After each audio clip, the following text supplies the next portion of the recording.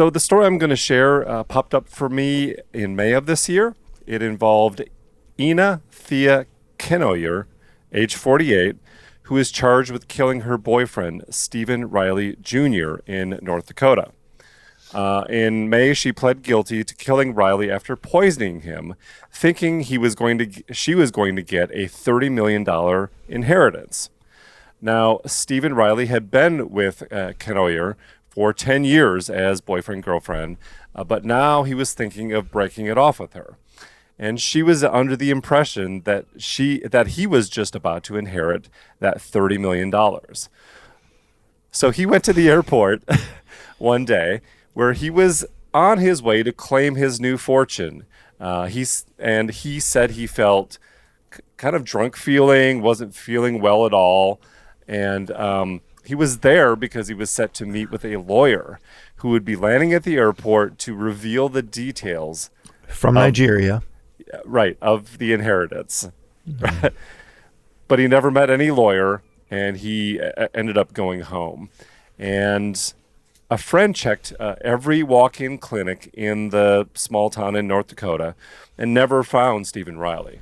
Until 2 days later, on September 5th, 2023, when he was found unconscious, and he never came out of that, dying shortly after. So, the New York Post reported that Riley, he was getting this money, he thought, but it was a scam. It wasn't like he was from a well-to-do family where he's going to get, some instant windfall, but he was a blue-collar guy. And he really believed he was getting this money from kind of a long-lost relative or something like that. And he bought into it hook, line, and sinker. And so... and she believed, so Ina believed that even though they weren't married under common law, that she would stand to inherit some of that money. So she was really excited that this $30 million was coming. He's about ready to break up with her anyway. He's had enough. He thinks he's striking it rich. He goes to the airport to meet this lawyer, and everything comes unraveled.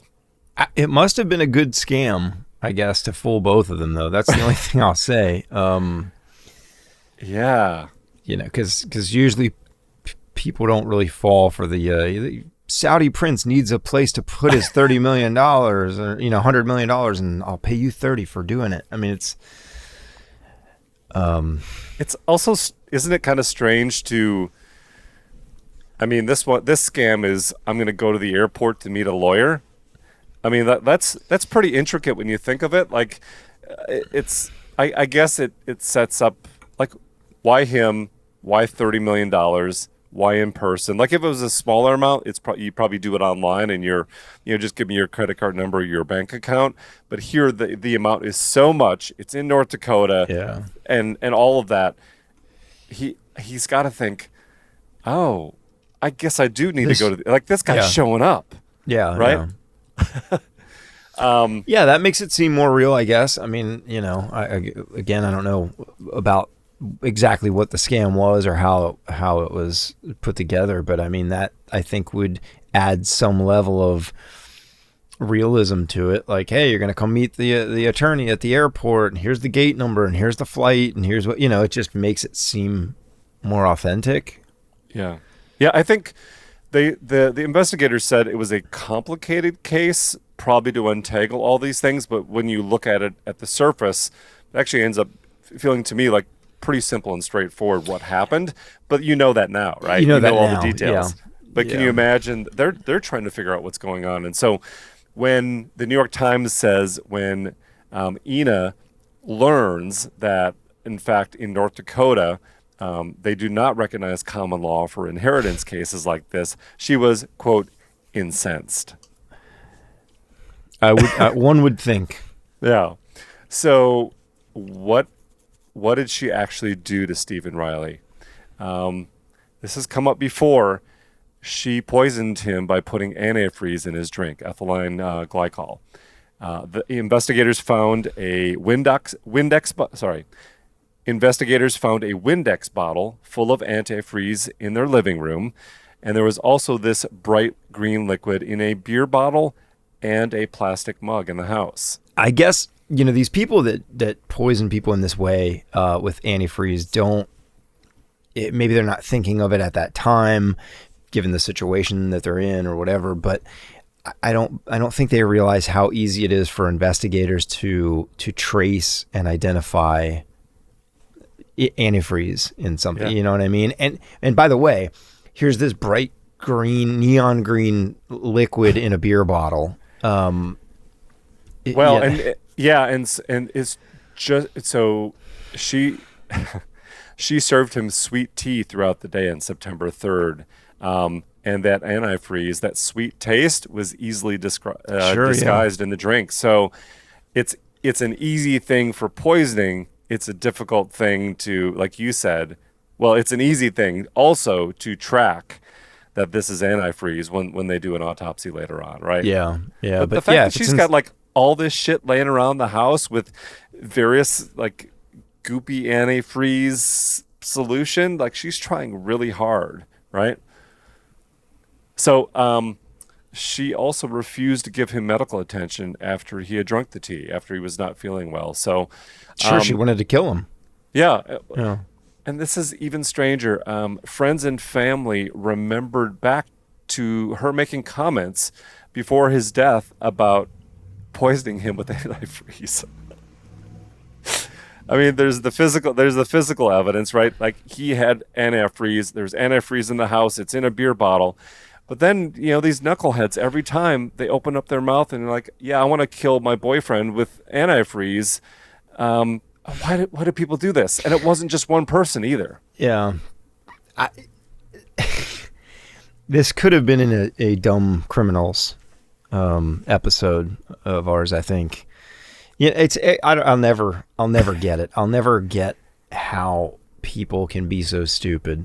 I'm not some criminal mastermind by any means, but if I was going to ever kill someone, which I never would, but you always say that. I know, because I have to preface that.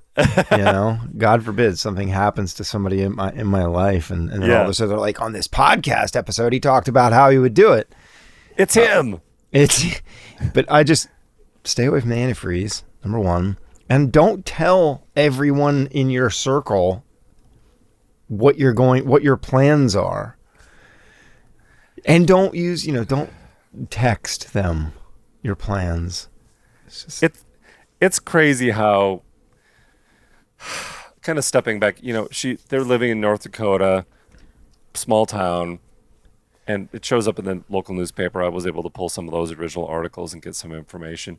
But it's so crazy how these things take off virally these days. The fact that they can show up in the New York Times, the New York Post, that People Magazine, that they can each get their own little bit of information, that they've made calls. It still kills me that you see something like they're good enterprising reporters that are able to snuff up the local crime posts, if you will. But when you have something like a $30 million inheritance scam and poisoning by the girlfriend, it takes off. And it's so weird that I'd never heard of this, but it's like literally on Google page after page after page after page on this stuff, all kind of the same-ish article, AP or whatever. Yeah. And it just takes off, Yeah. It becomes something that we all end up knowing. Well, the fact that true crime is such a popular format, especially over the past few years, those things are interesting to people. But I think what always surprises me is how many stories like that, if you just go looking for it, how many stories like that, some of the specifics might be different. The amount of money or the relationship between the victim and the killer, but it's things like that just happen so often, and they probably always have in this country. You just don't hear about it, the way that you do now. Yeah, and I when I find something, again, I don't even remember how I stumbled upon this. It was strange. I don't actually remember, but I see these bigger reports, and I always take another step into it, that I think that those original sources, like the Bismarck, North Dakota newspaper that actually was following this beat by beat, day by day, I went there and got a lot of information that I didn't get on some of the nationals because they're just churning out Yeah. a national feature only has so much space. It's one of like 100 or 200 articles they publish every single day. It's there and gone. It's always kind of really interesting to go and learn a little bit more from the local kind of beat reporter that's reporting on the true crime case in their neighborhood. It's always better. Oh yeah. Yeah. So, well, to wrap up some details on this, and I'm just going to read this. I don't know why I'm reading this because it doesn't make any sense to me. But as all this stuff was happening, Ina goes on this weird Facebook like rambling set of posts. I'm just going to read you one of them because it just doesn't even make sense. To the Schaefer that almost hit me, that's not married. Hello, honey. I wish I was looking for someone, but no, I'm a one man woman, kind person, and Steve Riley, the only man I ever wanted. So it was love. It was love after all. Yeah. It was love and lack of grammar. Yeah. So, and what's interesting too is even though she was busted, they brought her in. She actually denied the poisoning at first and eventually had a change of heart when everyone knew what the evidence was and pled guilty and was sentenced to 25 years in prison just last month. So, Stephen Riley's sister, Stephanie Gonzalez, said about her, as so many other families of victims often feel, the punishment should fit the crime. But lucky for you, the Department of Corrections doesn't serve antifreeze in your iced tea. Yeah, she was not happy about what had happened to her brother.